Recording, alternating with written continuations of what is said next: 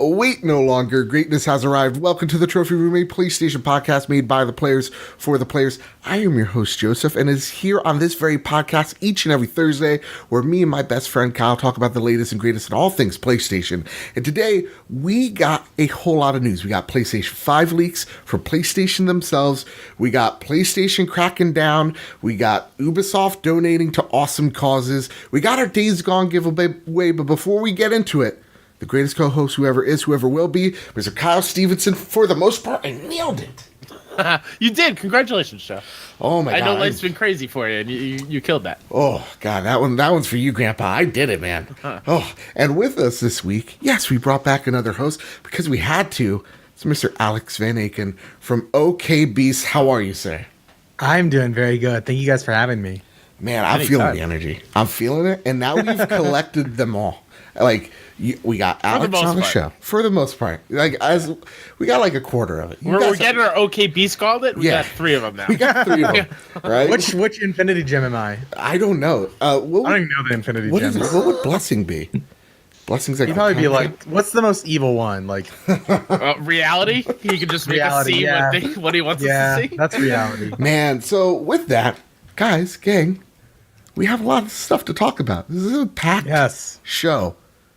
But before we get into all that, what have you been playing? I'm going to start with you, our guest, Alex VanAken. What have you been playing, my dude?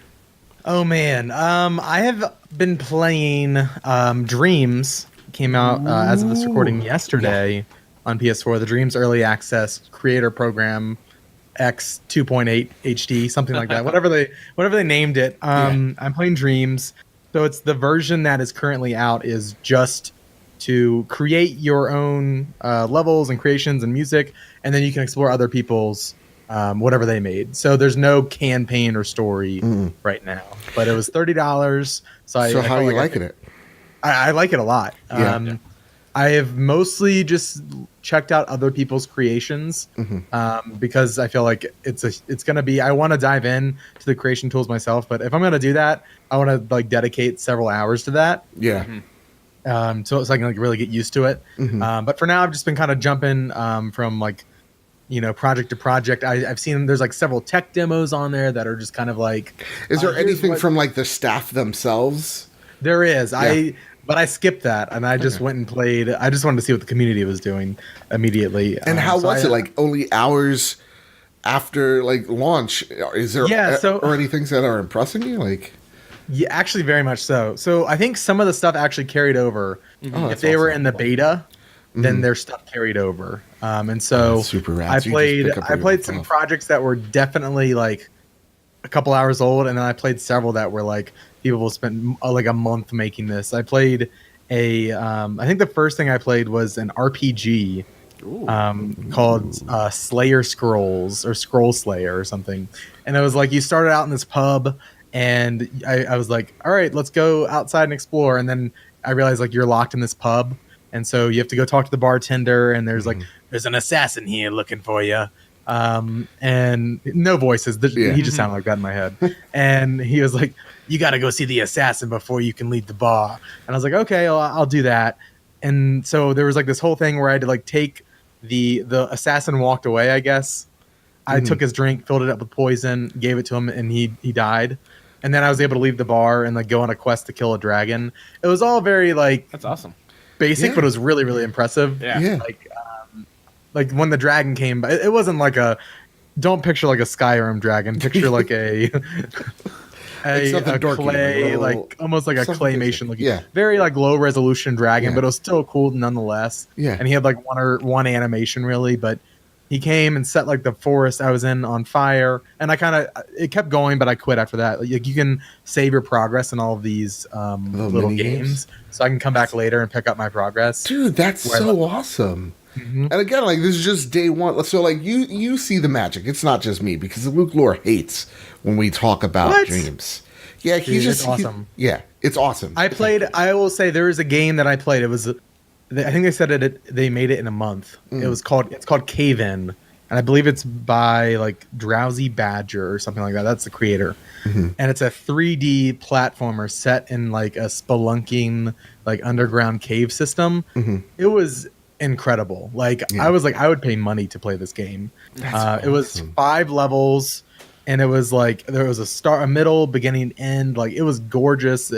I was blown away, and that was the demo. Because when I played like the RPG, I was like, okay, this is like a fun, you know, like a little thing. You know, thing. This was like a game, and I was like, That's it had crazy. music, it had like incredible level design that was just really kind of inspiring to see, like just one person making this incredible game. The lighting, the visual, like this person was like skilled. They knew what they were doing.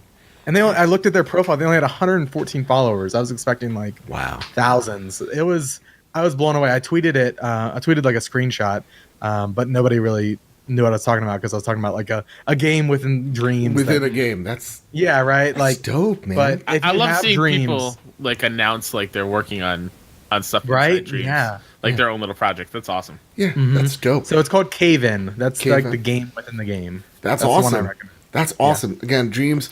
Once I'm out of this semester, we have to do something. We got to make a podcast within Dreams. We really do. Oh yeah, that's my dream. I've been saying that since it was announced. Oh, That's let's an do it, awesome Kyle. idea. Let's do it. Kyle, Yeah. what have you been playing, my man? So if you've listened to the show, you know I'm a huge Borderlands fan, and Borderlands Game of the Year, the first one came out. So I played through that completely. Went through it solo. Because I never finished Borderlands 1, and I'm a huge Borderlands fan, so that was kind of like a guilty, like my shame pile type of thing. Beat it all. I still love Borderlands as a franchise. I can definitely see how 1 isn't looked at so fondly as 2, because 2 blows it out of the water, just based on the fact like voice acting is completely there, the writing's better, the visuals are better, but 1's a fun time. It's a great time just shooting and looting, which is what I think most people like to play Borderlands for. And I like how during the press conference they said like they tweaked the final boss to make it harder, and I never got to the final boss in the first one to begin with, but this time I beat him in 20 seconds. Really? Like it wasn't that hard at all, so it was kind of like a letdown. I was expecting like a huge battle, You just but I can't love next to those 2 pieces of cover, right? And just not at all. I didn't even move. I stood. I had an SMG. I just shot him up, and it was that's awesome. But I'm excited now because Okay. I'm going to move on to 2. And Joe, I know you just got it. You've never played. I want to get you in there. Yes. Let's go, So yeah, dude. I'm excited to get going. Oh my god. Okay, so I'm ready. So this week has been pretty crazy. It's been real, and I always say it's always good to say when you're not okay. And so, being completely open, had a bit of a mental breakdown last week, last Thursday. It was not a good look for Joseph. School and real life just hit me real hard. So leave it to Friday. Rise of Skywalker trailer comes out, and it is a feeling that I get. It's just like Star Wars. If there's one thing I love more than PlayStation, it's Star Wars. And don't worry, Adam, I'm not going to spoil anything other than the title, which I can't run away from that one. But like in less than 2 minutes, all my worries, I'm just like, this week's going to be great. And then did I watch the leaked trailers of The Mandalorian? Yes. Is it everything Joseph ever wanted in Star Wars? Absolutely. Is he more excited for the TV show than the movie? You bet your bottom dollar. Oh my God, Werner Herzog's in it? Yeah, get me in there. But with that, I played a little bit of Division. And last night, I went from World Tier 3 to Tier 5. Damn. In just a couple of hours.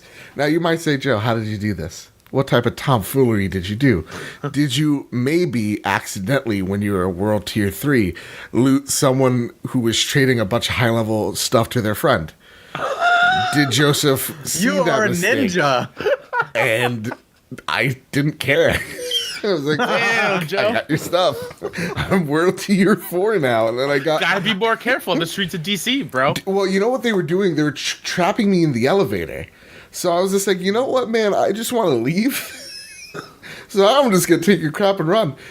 But don't worry. They get so much stuff. It's fine. This is the way I'll rationalize it. But, dude, that game's so much fun. It is like everything I want from these looter shooters that are just polluting the streets. They're so freaking good. I'm now item level 487, so I'm in. I'm in it to freaking win it. And with that, God, I love... Oh, God. Division's amazing. Go out there, play it. But we got a whole lot of news on the goobers. Mm-hmm. And so with that, the first major goober. Kyle, would you like to read it? This comes from Wired. This is an exclusive. What to expect from Sony's next-gen PlayStation.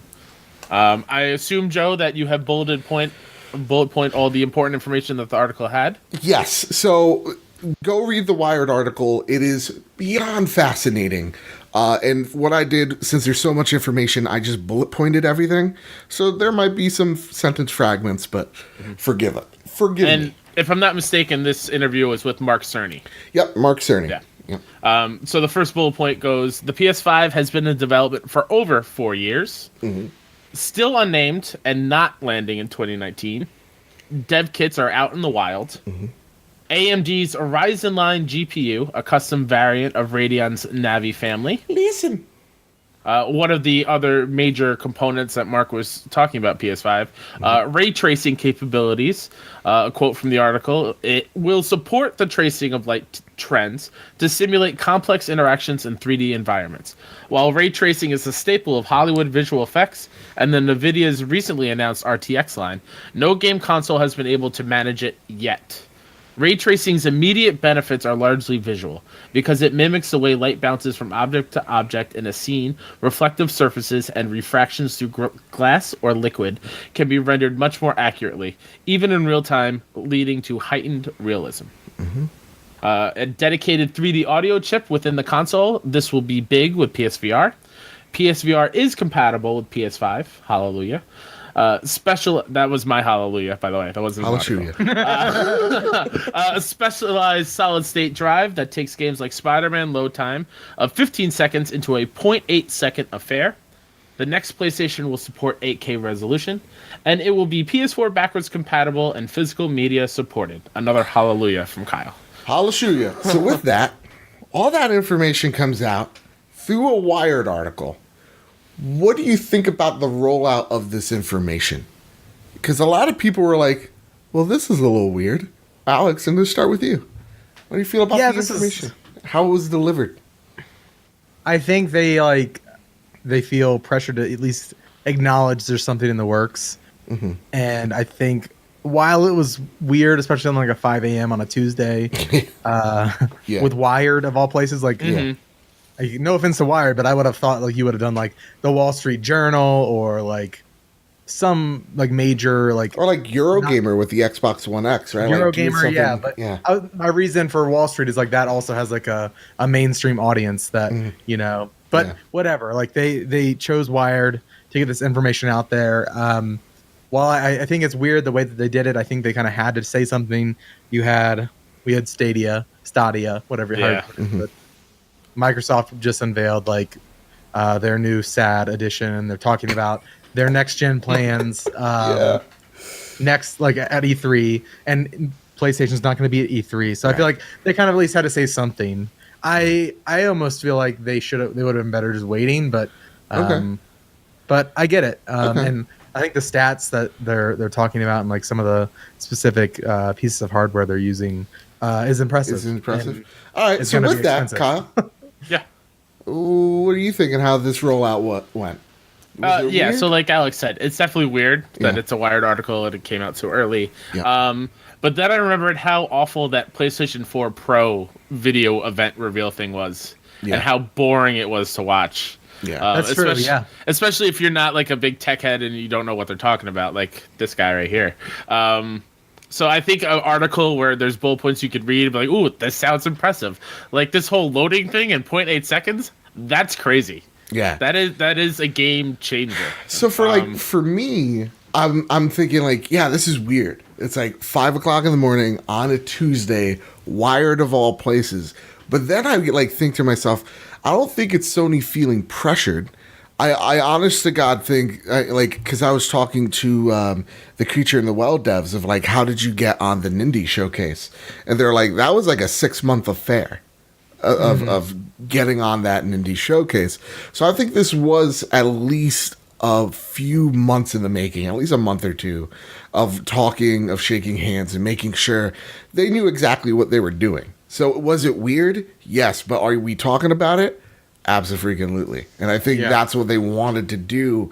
And they kind of wanted to maybe outline what their console is focusing on. And so with that, we talk about all these specs, and it's impressive. I'm not a tech guy. I don't know, gigawatts to gigahoos. I don't get it. Right? So with that, what was the most impressive thing you got out of the article? I'm going to go with Kyle. I mentioned it. It's the load time. Definitely. Because we've all played Spider-Man. We've known how, because that's the example they use, how that loading kind of takes a while. And the fact that they took it down to less than a second and you're right back in the game is crazy. And just think about how that changes how you play an open world game when you're fast traveling between places.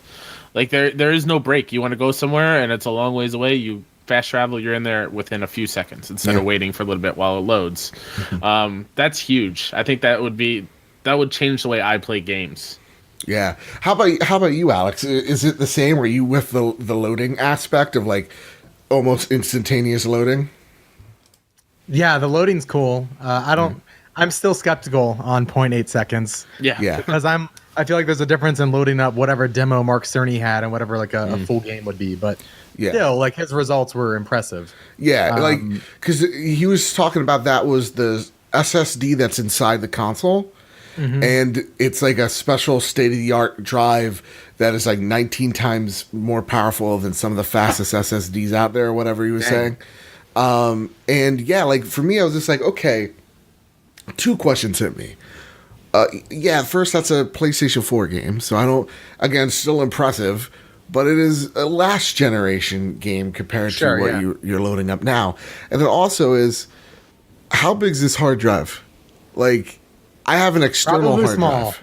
What's that? Probably small. Yeah, because I'm just like, then what's the point if I have to get this external hard drive out there? Yeah. Are all games going to support this? That was the question I had in my head. So I was skeptical like you. I was just like, I need to see it. Like, I literally won't believe it until I have it in my hands. Yeah. You know? What about you, I feel like Alex? so in regards to the memory stuff, although they're doing AMD, I don't know if there's there's something called Intel Memory Octane that you can get on your PC.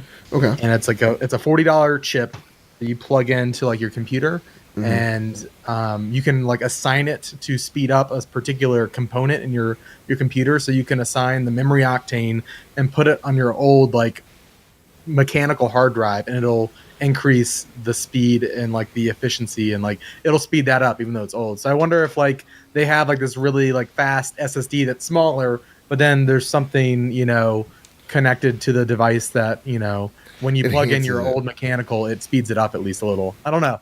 That would be really dope if they had that though.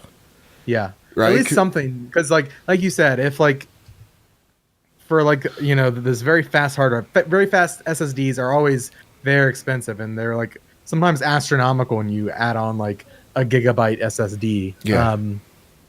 And so maybe like it's a 250 or 500. You load like what you really want to be very fast on that. And then, when you have to use your external, maybe they have some sort of memory octane or something like that. The only thing that gives me hope is that like we've seen SD cards drop and solid state in itself drop dramatically over time. So are they? That's very true. Estimating where the market's going to be in a year or two, depending on when this thing comes out.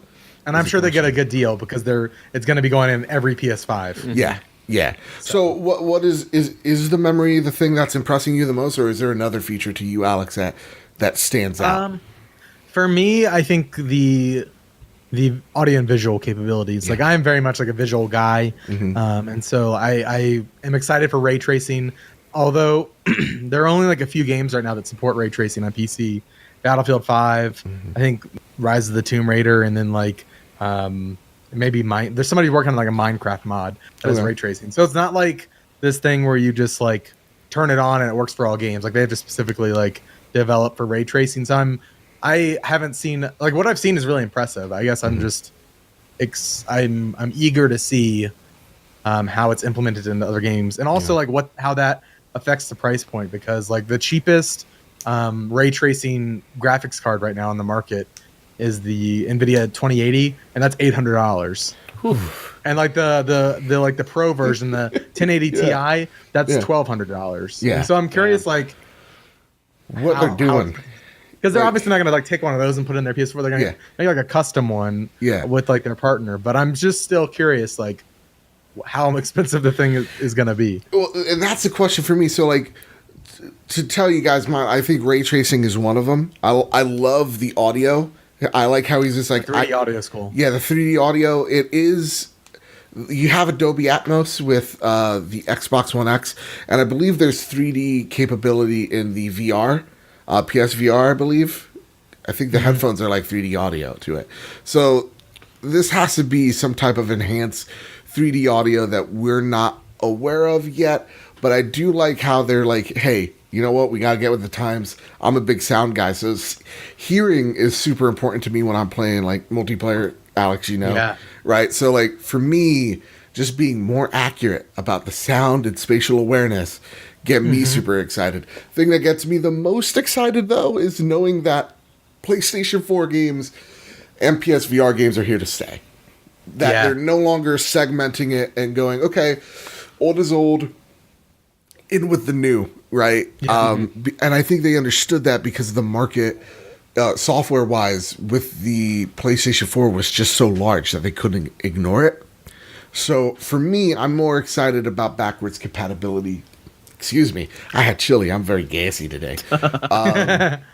But yeah, I think I'm more excited about the backwards compatibility as saying, hey guys, listen, like if you've been watching the trophy room for a while now, I've been beating this drum of there's no way they're not going to put this in their next console. No way they're going to ignore backwards compatibility. Yeah, Xbox has been eating their lunch. They have to Exactly. fight it back. And I think for the most part, I don't think we're going to see PS3 games, sadly.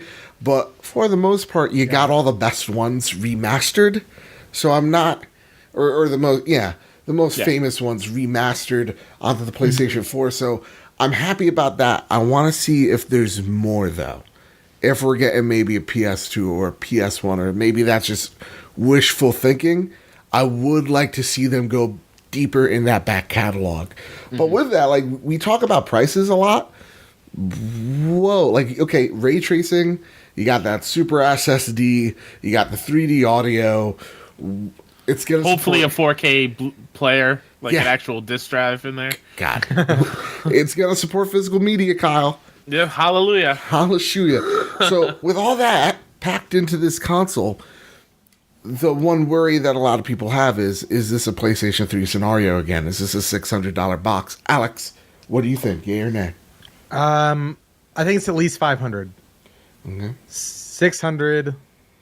Oof. Man, I don't know. What if I did not ask Alex, but that we step into the mind of Shuhei Yoshida? What if I asked, now if I was Shu? As we know, Shuhei Yoshida, he doesn't just run the first party division over at PlayStation. He probably runs the whole company. It might as well be the Illuminati. So you're walking in as the mind of Sony, of Shuhei Yoshida himself. Do you look at the competition between Stadia and Xbox with their xCloud, and do you start getting nervous by saying, if we launch too high, like 500 to me is like too much. Like PlayStation 4 was such a sweet spot. You know what I'm saying? It was. Yeah, it was. So let me ask you, Alex, that is now Shuhei Yoshida. What is your what is the sweet spot? The sweet spot is $400. Yeah. That is the sweet spot. But That's what Shuhei Yoshida's thinking. Do But you- can Shuhei get approval? Yeah. Shuhei doesn't need approval. He's Shuhei. He'll be like, excuse me, person on the other line. You're Shuhei Yoshida. And the person on the other line is like, I am Shuhei Yoshida. Hangs up, is like, this thing's $400. Do you think that they take a loss that big? Kyle, answer that question for me. What's the sweet I mean, spot here?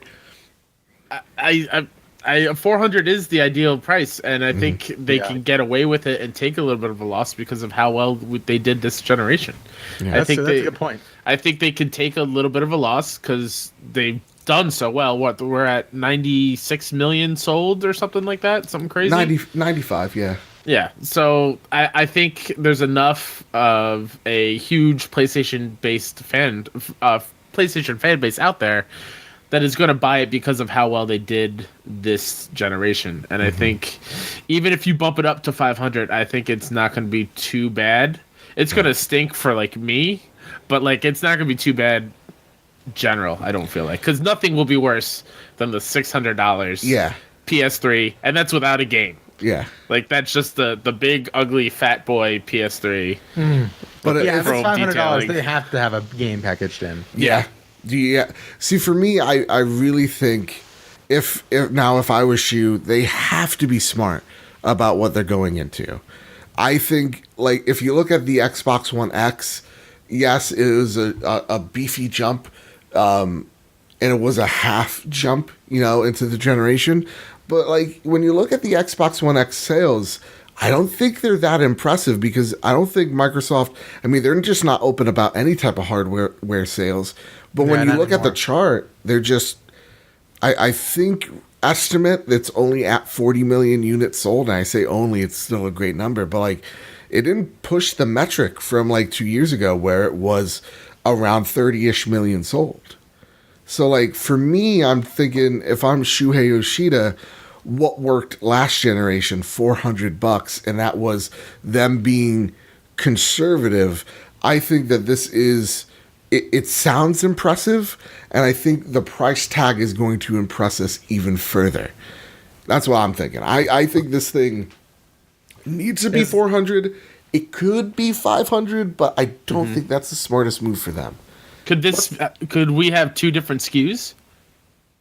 Could we have a $400 SKU and a $500 SKU? Maybe more hard drive space. Maybe we have now created the Council of Shoe.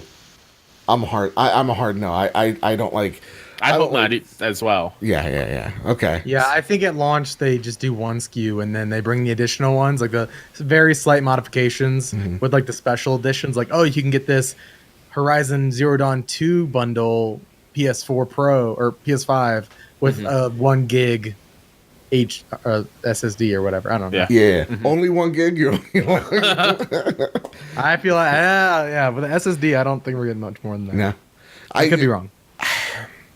I don't know, man. I don't know. That's the thing. That's crazy. Is like, I think it depends on the launch games. And so let me ask you this, everyone. Is The Last of Us, is Death Stranding, is Ghost of Tsushima the launch games, the premier games that showcase what this console is capable of? Yeah. I think Last of Us 2 and Death Stranding are both cross-gen. Mm-hmm. Do you think it's like day and date with the console, or you think like Last of Us is coming out in June of next year, but then it's going to have its like 8K resolution ray tracing abilities on the 5 when you buy it in November? Is it going to do something like that, you think? Yeah, it could be. They just I think so. Yeah. Okay. All right. There's something similar when PS4 first came out too. There was like a month window where you got the PS3 version and the PS4 came out then. Let me ask you guys this overall, because I'm trying to read the room here. We're all kind of like, okay, we're excited, I guess. Yeah, it's a new system. Yeah, because like I'm thinking that we're the Trophy Room, a PlayStation podcast. We should be over the moon about this. Is it just the venti latte and me talking? But like, I don't feel the excitement, man. For me, like I'm excited that they have acknowledged PS5, even though I've already known that they were working on it. But for me, I have to see it. Okay. I think once I see the box and I see whatever the new iteration of DualShock is, I'll be more hyped. But it's still like, it could just be Sony just saying this stuff to make sure like we're thinking about it during E3 when Xbox is talking about their new thing, type of thing. Alex, what do you I'm think? very excited about PSVR continuing over because I've been on the verge of buying one for months, and I was like, am I too close to the PS5? Like, are they just going to abandon it and bring out something new, like PSVR 2 or something? And that's the awesome thing, is that this console will support PSVR, not just software, but hardware as well. So, we haven't seen that since, like I said in my video, but, like, we haven't seen that since the Wii U. Of, like, new hardware supporting old hardware. You know, Yeah. like that's the thing that really excites me. Or not my question, the Winter Gamers question is how long into the PS5 will we start? Will we still get PlayStation 4 games? Will they launch games on both for a time, or will it be one or the other? So how long do you think PlayStation 4 has after the PlayStation 5 comes out? Do you think they just immediately pull the rug, or what's going to happen with the PlayStation 4? What's its fate? I think like we'll even see PS4 games like not by PlayStation, but by some third party who's like been developing a game for PS4. I think we'll see like within 2 years. Like I think that's a 2-year window. First party though, 6 months to a year. Yeah. And then it flips over. I think for first party it's instant. I think actually that's like I think first party is just like the games they're developing right now that were originally slated for PS4. And are going to be coming to PS5, and then everything else is just PS5. Yeah, and I think that's why you're not seeing them at E3. They can't show you anything right now. Yeah. You know? Kyle, what do you think? Same thing? I'm thinking same thing. Yeah, same thing. It's the PS2 to PS3 type of jump, I feel like. Because God of War 2, I bought brand new and played on my PS3. So I think it's very similar, like that very short window where whatever is in development for PS4 we'll get it, but then I think pretty soon after it'll be PS5. Well, I'm right there with you, and with that, that's the PlayStation 5 news. That's the PlayStation talk right now, or PlayStation 5 talk, I shall say. Kyle, what's the next bit of news? The next scooper comes from Push Square, so go ahead and give them a click. Star Wars actress, you're gonna die when you see Horizon Zero Dawn sequel. Speaking at a Star Wars convention, actress Janina Gavankar, who played Iden Versio in Star Wars Battlefront 2 and Tatai in Horizon Zero Dawn's DLC, more or less confirmed that the sequel is well in production. Quote, "It's incredible. Wait until you see the sequel," unquote. She said of the series, as posted on Reddit. Quote, "You're gonna die. I know some secrets. You're gonna die." We assume she means this in a good way. Our guess is that Gavankar will probably be given a larger role in the new game, perhaps expanding on her character from the add-on pack. Yeah. So I didn't get to play the DLC. Kyle, do you know of her character? I ran through Frozen Wild, so I don't remember her character in that. How dare you? Well, okay, but with that, we talked about this last week, Kyle. It kind of builds this theory I have that I'll ask you, Alex. First of all, did you play Horizon Zero Dawn? I played through the tutorial. How dare you? I still have it on my shelf. I looked at it today and I was like, I need to go play that. You need to, because it's 17's game of the year. I got a question for you. Yeah. Is this a launch game? No. No? I think 2020 the consoles hit, fall 2020, and then maybe fall 2021 we see Horizon 2. God, I need this game in my life. I think it's not fall of 2021. Or maybe March. I think it's the March. I think they're going to do the God of War and Days Gone type thing, what we're getting this year. Okay. All right. I'm down for that, man. Yeah. God, I need this game in my life. The demo starts and you just hear Aloy be like, "Boy." And then she has a son. We don't even know why. Deer. You know, I actually really like the visual of Aloy being the lead and then Kratos being her Atreus. Oh my god. Yes. That'd be awesome. All right. That was nice. That was fun. Also, Gina Gavankar. Oh my god. She possibly loved my life. I'm going to just say that right then and there. Did you see her reaction when she saw the guy who wrote her character at Star Wars Celebration? No. They never met before. Like, he wrote her character in the game, and he went to, like, her photo op thing that she was doing. He introduced herself, and she just went, "Oh, my God," and gave him the biggest hug. And was just, like, so grateful and thankful for that. She's a great actress. I've seen her on, oh, my God. The League, of course. Yeah, The League's awesome. And, God, I'm thinking, why am I thinking? True Blood. True Blood. Yeah.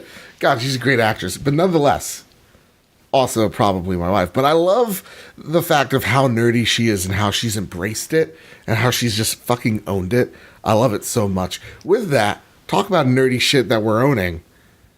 Star Wars Fallen Order. Let's talk about it, Kyle. Read this for us. It's a lot to read. This other goober also comes from Push Square. Star Wars Jedi Fallen Order officially unveiled with debut story trailer. We have our first glimpse at this new game from Respawn Entertainment. The above trailer focuses on setting up the story and the world, introducing us to the player character, Cal Kestis. He's the survivor of Order 66, in which almost all Jedi were wiped out, and he has to keep his powers concealed in order to stay alive in a world that wants him dead. We don't get a whole lot of gameplay details from the video, although it looks like wall running is in. The fighting is described by Stig Asmussen as thoughtful, meaning that you'll have to utilize everything at your disposal and judge your enemy's movements as you battle. Oh boy. So we made real good. We made some pretty crazy predictions last episode, Alex, that honestly we would have made a fucking kick-ass Star Wars game. Also, by the way, you could curse on the show, Alex. You can just unleash it. Thank goodness. Shit. So with that, what were your first impressions of this game? Alex, you're already on board. You're excited. You're seeing it. I am seeing it. I was excited because it seemed like, at least to me, it seemed like what we were seeing was like an engine. Okay. At least for like a lot of the parts, which makes me excited because it looked great. But wall running's cool. Like being a Jedi on the run is cool. I love games that are like all about like, or in movies too, like about like subtlety and like, you know, on the run. Like those are my favorite kind of stories. Like Jason Bourne type of stuff. Huh? Like Jason Bourne. Yeah, pretty much those. Like Defiance, like movies like that. Okay. Okay. Kyle, what are your first impressions? I thought it looked great. Hearing that Stig is the director is awesome because he directed God of War 3, which I love, which makes me hope that the set pieces in this one are just as crazy as they are in that one. I think it looks cool. Again, I said last week I'm not the biggest Star Wars fan in the world, but I appreciate it. And I think what they're doing with this one is great. And I think from what the other interviews I saw afterwards, one of the things I think Stig and another one of the people from Respawn did an interview with Brian Altano, and Brian asked, like, it seems like you're trying to lay low and like is stealth a part of the game? And Stig very much said, like, no, stealth is not. We didn't make this game with stealth in mind. Like, you have to be thoughtful, like he said. Yeah. But like, there's not going to be a whole lot of stealth going on, which is kind of interesting because to me, that last week I mentioned something like it'd be cool to like stealth through checkpoints and like have the option to like that's Jedi awesome, mind trick people, but it doesn't seem like that's part of it. Okay. And does that kind of temper the expectations for you? No. Like, no. Okay. It doesn't. I think that would have been cool, but I like how he said the fighting is thoughtful because going back to the Star Wars games that I have played, Force Unleashed, that fighting is not thoughtful. That's just me mashing buttons and just wrecking shop. Yeah. Like, that's all I did. To me, the trailer did almost absolutely nothing. Like, I'm a huge Star Wars fan. So, like, immediately, like, I talked to Luke Lloyd because we're buddies, maybe even lovers, who knows. And, like, we were talking about it, and we're like, who cares? Like, it was a trailer, it happened, I'm gonna buy it. So, to me, that gets me the most excited is it's not Frostbite. This is the engine that they Unreal, something that they're very familiar with. And yeah, knowing that they're single player only, there's no loot boxes. But let's get to the next question that comes from the most famous Seamus I've ever met in my entire life. And he asks, do you trust EA to hold their promise of no microtransactions or loot boxes? Honestly, I can still see them releasing parts of this game as DLC. And that question then very much leads into this next little, I guess, side story from Eurogamer. Kyle, would you Eurogamer reached out to Amy Hennig, whose project Ragtag was canceled and Visceral Studios then shut down. Here's what she had to say. Quote, "It's odd," Hennig told Eurogamer. "I have to be candid with you. I mean, it's coming from the EA Star Wars Twitter handle, so it's certainly part of the plan. But I don't know whether it's implicitly referencing previous comments they made after our project was killed. There's so much change in this industry all the time. Over the course of my time at EA, we were back and forth on what the overall publishing corporation wanted. Everybody's trying to figure out what the right path is. I also think Respawn's game has the benefit of being largely developed before they were acquired. It is a protected entity, and Vince Zampella makes very sure, because he's part of the executive team at EA, he can protect the interests of Respawn. This is all speculation on my part. I don't know why the change of heart happened, because that was very clearly not an acceptable plan when we were working on Ragtag. But things change. The decision to cancel Ragtag was made in summer of 2017. We found out in October 2017, so that's almost 2 years ago. And a lot has changed in that time.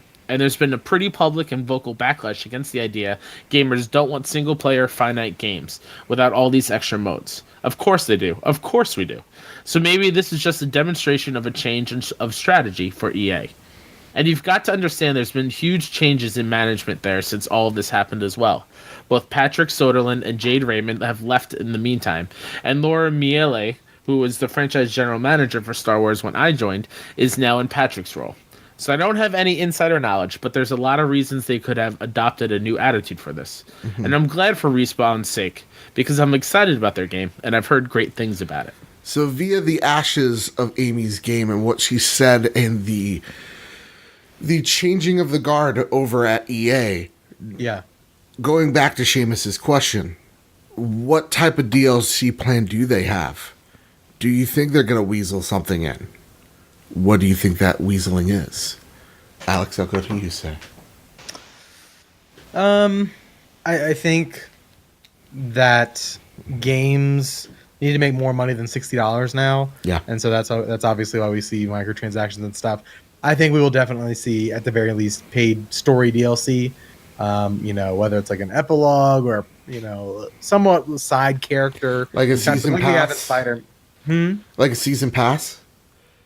I don't even know if it's... I mean, it could be a season pass. I think more something like akin to, I think, like their competitors, like Assassin's Creed over at Ubisoft does great DLC. And, I feel like I've seen a lot of people praise their strategy with their DLC and stuff. Okay. Maybe they take a page from that book. I don't know. I don't know. Yeah. Kyle, what say you, sir?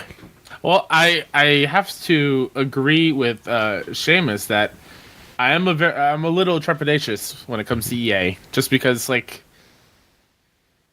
what good have they done really lately other than Apex? Right. It's hard to come across like really good EA stories.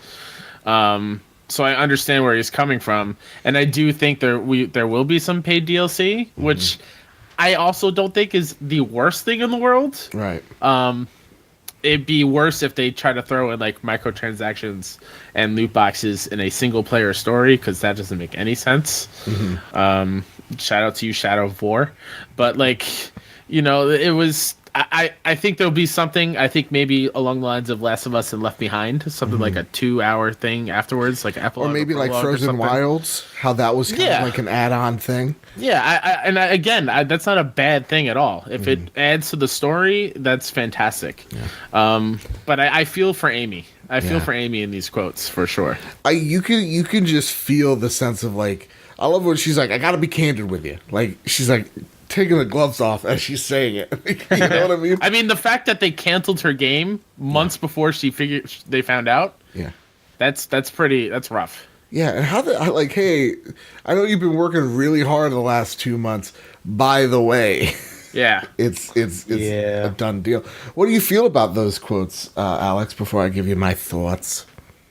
Yeah, I mean, I'm kind of right there with you, Kyle. Yeah. Like, very sad. Like, you can definitely tell, like, she is trying to be respectful, but also like she's hurt. Yeah, and she's like, this doesn't make any sense. Yeah. And especially like when you think like she is like the single player like writer, like you think about, and like she has helped make so many single player games. And while Respawn it's been a minute since they've done a single player game. Like it's been Modern Warfare 2 was the last time, or I guess Titanfall 2, but before that it was Modern Warfare 2 on like PS3 and 360. Like they are traditionally like more of a multiplayer focused studio with great single player campaigns. Like I love the Modern Warfare campaigns 1 through 2. Like those are some of my favorite stories ever in games. I mean, even like the Call of Duty stories back in World War II, right? Like Finest Hour. Those were awesome story beats, and you really did feel for the characters, you know? Yeah. So while like they are great, I think they are great storytellers too. Like their focus has been multiplayer experiences for the most part. You know, Titanfall 1, no single player. Yeah. Titanfall 2, you had single player that everybody loved, but a lot of it was multiplayer. And then now Apex Legends and so on and so forth. Like I think they have more multiplayer plans for later this year. So like I see like her like from her point of view and from a lot of other people's point of view, it's like, oh, like you took like the project away from like the master of single player narratives and game design, and then you gave it to somebody who was still qualified, but maybe not as qualified, and maybe like at least in a lot of people's eyes. So I definitely see like the pain, and she didn't say any of that, but like you can infer. You can just kind of sense it in the quotes, right? Yeah. Again, like when you're like, I gotta be candid with you, and like things change. That's the thing with me too, is just like when you see any actor or actress or director or whatever come into the role of Star Wars, it's often enthusiasm because Star Wars is magical, right? It fixed my horrible week in 2 minutes. So, like, for me, yeah, it sucks as a brilliant creator that Amy is being taken away and then just seeing it given back, you know, to people that aren't you when you were crafting something, put hours upon hours, months, you know, years into a project and it just got, nope, you know? It kind of sucks. I think I can speak for all of us. Like, I want to play an Amy game again. Just somebody let her make her game. That's all I want. Please. It's been how long? Uncharted 3? Yeah. But with that, like going back to the topic that Seamus brought up, I just want you both to close your eyes for just a second. If you're in your car, close your eyes. Okay? Don't worry. Just press this gas. Everything's going to be fine. Cruise control. That's why it's entered. Yeah, whatever, you know? It's really just an option. You're entering the dark hallways of EA's executive branch. I feel uncomfortable. I do too. There is a looming presence, a darkness that surrounds you as you lead down to this dark hallway. You enter the throne room. There lies Andrew Wilson, the Emperor himself. He has directed you to Order 67. Not 69? Yeah, come on. I was going there. All right. Emperor Wilson was going there, but he's classier. All right. Order 69's for the nighttime. Wink, wink, nudge, nudge. Imagine Emperor Palpatine's O face. No, but nonetheless. Just picture it. You're closing your eyes. You have to. Okay.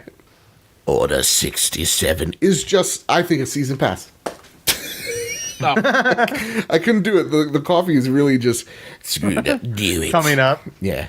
Yeah, they're like, but Mr. Palpatine, you know, people hate DLC. And he'd be like, do it. Do it, must be done.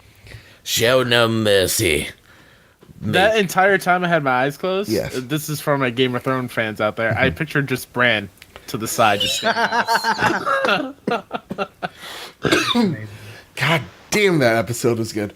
But yeah, no, I just think it's a season pass. And I think they're much more worried about what Disney thinks of them than, like, they want to course correct so that Disney's off their case. That's what I would think if I'm EA at this point. Yeah. With that, we spent a lot of time on a Star Wars. Let's get into some Flash news. It's just one this week, but it's something that's important, and it's awesome that video games are making a positive difference. This story comes from Ubisoft itself, Kyle. Would you like to read it? As the smoke clears on the events that unfolded on Monday at the Notre Dame de Paris, we stand in solidarity with our fellow Parisians and everyone around the world moved by the devastation the fire caused. Notre Dame is an integral part of Paris. I don't know why I was so mad. A city to which we are deeply connected. Seeing the monument in peril like this affected us all. In light of Monday's events, we will be donating 500,000 euros to help with the restoration and reconstruction of the cathedral. We encourage all of you who are interested to donate as well. I'm pretty sure that's euros. Yeah, okay. I think so too. But like, how American we just came off. Like, Rudy probably is right now in his buggy, whatever. Whatever those Brits are driving, and he's just like, I'm not even Brit, mate. And it's like, whatever moods, United Kingdom, Brexit, and he's just like in there, and he's just like, it is absolutely, absolutely euros. Anyway, horse and buggy aside, this is awesome news. I also saw that there was like a rumor. I couldn't get a solid yes or no, but they offered to have the construction they made in Assassin's Creed Unity. They're also giving the game away for free right now on PC, but they're giving away that template to the program in which to fund remaking the cathedral, which I think is really awesome. Yeah, Oh, that's really cool. Yeah. So just awesome news to maybe feel a little better, because for me as a history buff, seeing the Notre Dame up in flames, it kind of hurt my soul. Yeah. But then kind of reinvigorated what being human is all about. It's just like how we rise from the ashes and we build anew.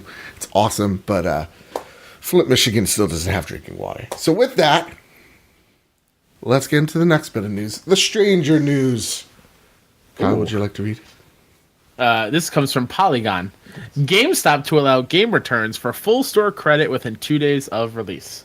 The gaming retail giant will offer returns within 2 days of a game's release in the form of store credit worth the full price of the game, even for open software. Known as Guaranteed to Love It, the initiative was first reported by Cheap Ass Gamer on Twitter, with an image of a company memo outlining the transaction process. A GameStop representative confirmed the details of the program to Polygon. Quote, true to our core promise, today's announcement is a testament that GameStop is committed to giving power to the players. And our Guaranteed to Love It trade promotion offers our customers the peace and mind of buying video games inside our retail stores at no risk, beginning with Days Gone next week, the company said in a statement to Polygon. So, Days Gone being the first game to showcase this new program, a lot of like people that I've been hearing are kind of like going, "Ugh, yeah, this is the beginning of the end of GameStop. That this is just a last ditch effort of trying to save their dying business." And though again, ex-employee, don't have much love for the company. Same. I actually think this is awesome because you're seeing them catch up with the times. Like we saw PlayStation a few weeks ago announce their digital returns. Well, now they're trying to do the same with physical returns. And I think that's really freaking awesome. So what do you think, Alex? Do you think that this is a last-ditch effort, or do you think this is actually them trying to modernize the company a little bit? No, I think it's very much an instance of them trying to be competitive in a market that, you know, they haven't been for. I feel like GameStop is fine right now. Like, it's like everybody always says doom and gloom, but like anytime I go to any GameStop, it's always packed. Like it's like that's still for a lot of people like the staple, right? Like, even though like a lot of like in the know gamers like know where to get, like they know to go to Best Buy and get, well, not anymore, but get the 20% off. They know to go to Amazon to get that voucher. A lot of people don't know that stuff, and so they just like default to GameStop because that's like the retailer for games, right?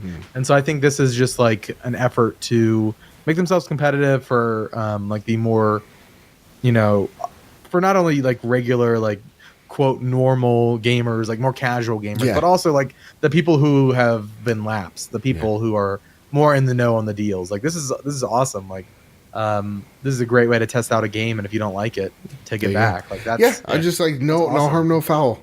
Like, were you a little bit too late? Yeah, but it is what it is. It's awesome. Running a little bit short on time, so I just think at the end of the day, this is awesome news. It also excites me for a smaller game. I'm going to buy it. I'm going to beat it. Then I'm going to bring it right back. Right? I was going to say, you ready to binge Days Gone? No, don't do that. Don't listen. No, to I Kyle. wouldn't do that. I wouldn't do evil that. So, let's get to the Days Gone news, which is literally the download 67 gigs. Why couldn't you just make it 2 gigs bigger? Come on, that's what she said. Got one in there. Also, our Days Gone giveaway. If you want to win a copy of Days Gone, it has to be physical. I'm so sorry. I'm going to have to mail it to you. But with all that you have said, to return it within 2 days. And you can return it within 2 days. Go out there. PS Trophy Room on Twitter. Follow us. Like the pin tweet. Retweet the pin tweet. Or if you haven't already, you can rate us 5 stars on iTunes. Give us a picture. If you've already rated us on iTunes, don't worry. You're already entered to win as well. So you got 2 chances to win. 2 chances. That's nuts. So with that, our next piece of news. This one's a bit of a long one. So let's try to get this one. Let's try to get this one sorted. This is a report coming straight out of Kotaku. Kyle, would you like to read this long ass story? Of course. Sony has new, stricter guidelines for sexual content in PS4 games. Sony has said it has a new set of guidelines for regulating the sexually explicit content in the games sold on its platform, according to a new report by the Wall Street Journal. Quote, a Sony spokeswoman confirmed the company has established its own guidelines so that creators can offer well-balanced content on the platform, and gaming does not inhibit the sound growth and development of young people, end quote, the Wall Street Journal writes. One of their biggest concerns is software sold in the company's home market of Japan, which traditionally has had more tolerance for near nudity and images of young women who might appear underage. The Wall Street Journal points to two main reasons for the new policy based on its conversations with unnamed Sony officials. The first is the rise of the hashtag #MeToo movement. The second is the growing ubiquity of streaming platforms like Twitch and YouTube, where sexually explicit games coming out of Japan can find a global audience. The new guidelines are in contrast to Nintendo, which told the Wall Street Journal that sexually explicit games can be sold on the Switch as long as they receive a rating from a national agency like the Entertainment Software Rating Board. Platform holders actually haven't ever released any games that the board has given an adult-only rating, but M-rated games can have some sexual content and are common on all platforms. The adult visual novel Nekopara Volume 1, which includes partial nudity and the option to, quote, pet female characters using a virtual cursor, released on Switch last summer with a rating of mature 17+, while the PS4 version was delayed until November. When it finally came out, fans reported several changes that made it less sexually explicit, including extra steam in bath scenes and the removal of a slider players could use in the other versions to make characters' breasts jiggle more. Though Sony never announced the new guidelines, fans of various adult games began to speculate that some new policy had been introduced after an uptick in delays and censorship last fall. Last October, publisher Xseed Games announced that the adult game Senran Kagura Burst RE:Newell would be delayed on PS4 in order to remove the intimacy mode and comply with the wishes of the platform holder. The fuck is the intimacy mode? I'm so sorry. This is wild. Earlier this year, players found that the Western PS4 version of Devil May Cry 5 included light beams in one of its cutscenes to hide a female character's exposed butt. The scene was unchanged in the Xbox One and PC versions of the game. It was also unchanged in the Japanese PS4 version, leaving it unclear whether it was affected by Sony's new guidelines or the result of some internal decision on Capcom's end. Wow. Round of applause, everybody. Kyle Stevenson. If that was me, we would have never gotten through that. Wow. Porn is free, right? Yeah. You don't have to. Yeah, and God, when I had to read you don't have download on your Vita. The fan base was upset, or they reported less sexual content. Get out of here! Yeah, come on. There's a light beam on that boobie. Oh, not the beam, not the beam. Okay, so how am I going to get my rocks off if I can't see anime girls? Tentacles. If I don't have the jiggle slider, what am I going to do? What am I going to do without the slider if it only goes up to 7? Man. But isn't this a little hypocritical, though? Again, I'm just playing devil's advocate. The adult visual novel that very much disturbed me was Nekomara. Because just like Neko, I'm like, what does that mean? You know what I mean? Not a fan of these visual novels, but at the same exact time, is it a little bit hypocritical of Sony to censor these games when we have games like GTA 5 where you have literally a mode where a girl gives you a BJ, Timol's-son, don't look that word up. Don't, okay? Don't. God damn it, Timol. Pause it. Wait till he's at school. You're having sex with hookers in this game and the car's gyrating and it's stupid, but that's something. God of War had sex mini games. Is the over censorship going too far? I'm surprised that Nintendo just goes, hey, if it's all right with the rating board, it's all right with really me. Surprising to me. Yeah, same. Yeah. So I don't know, Alex. What do you think of all this? Because it's a weird issue because it seems black and white, but there is shaded gray to it. Sure. Yeah.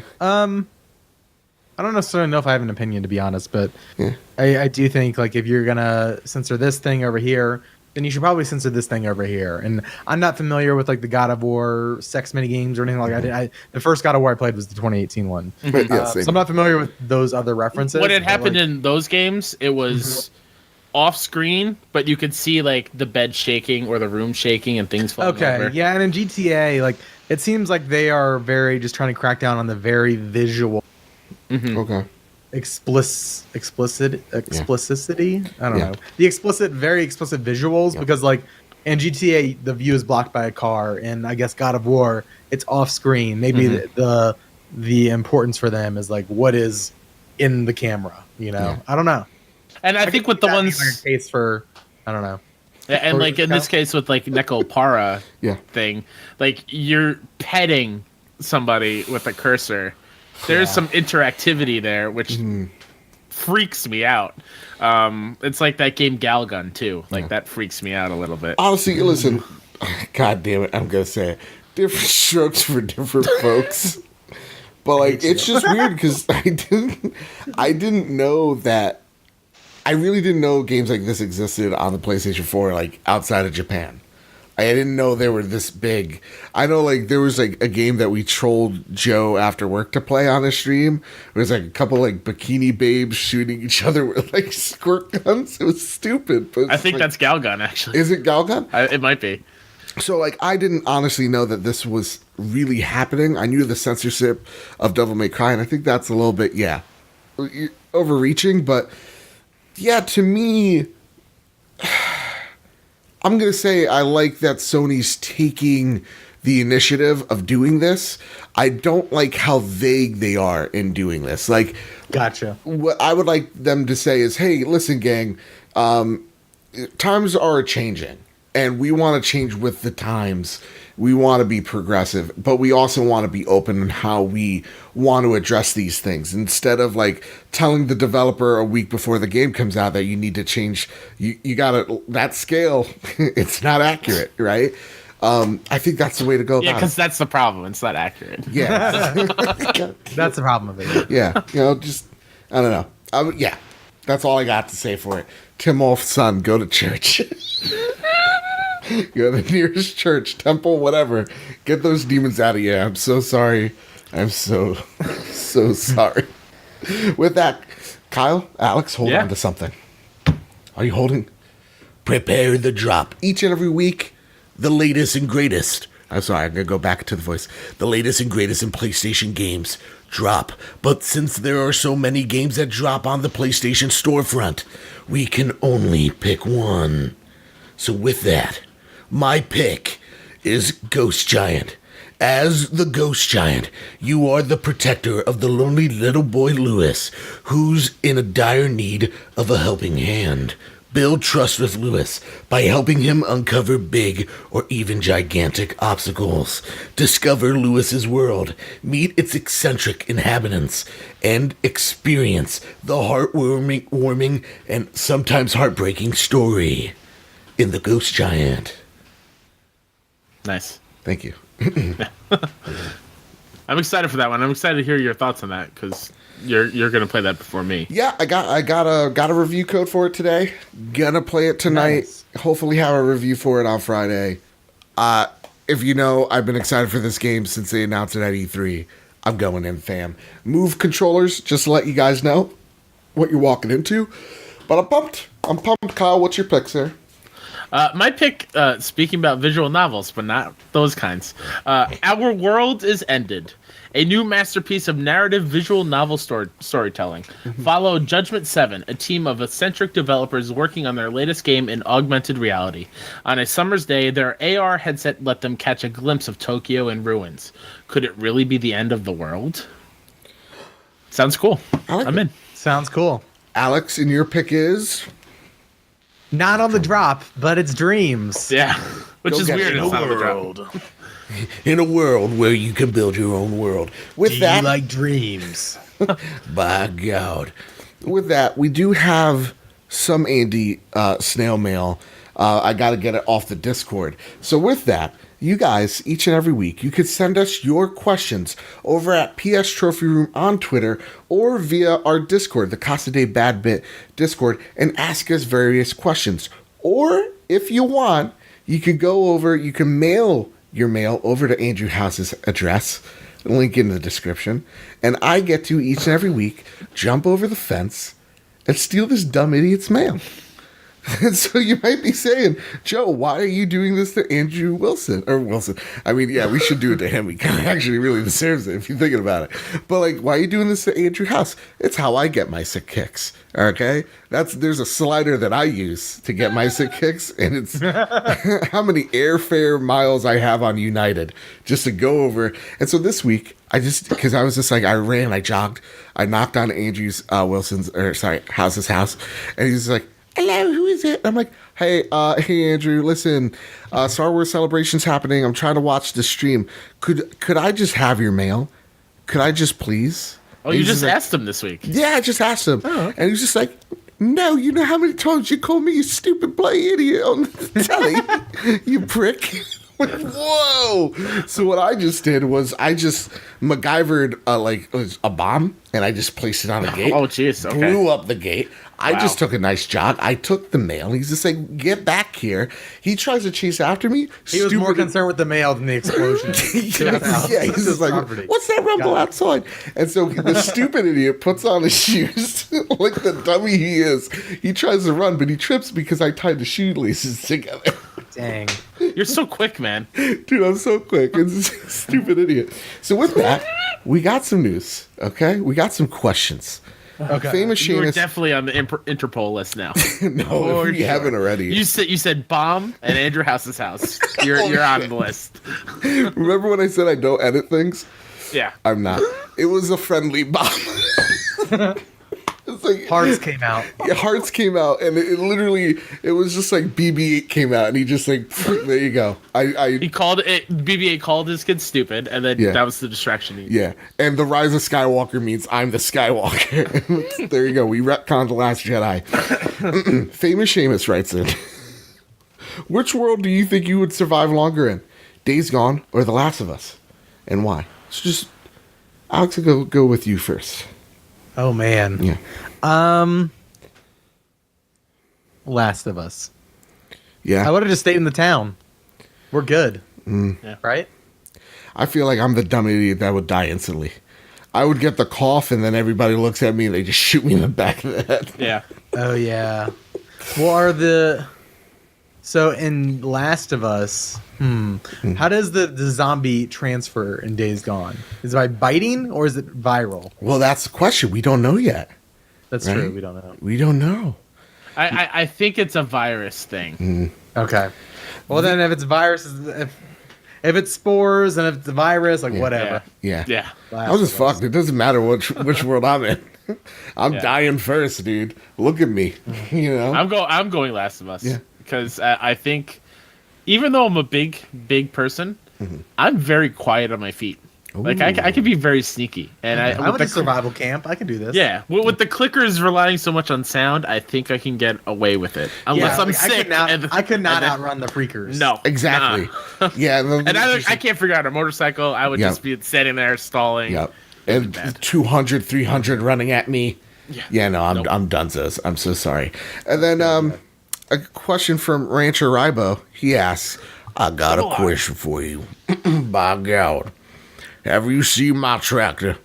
I've been looking for my blue tractor. I have made a clumsy mess of myself, and I forgot my tractor, by God.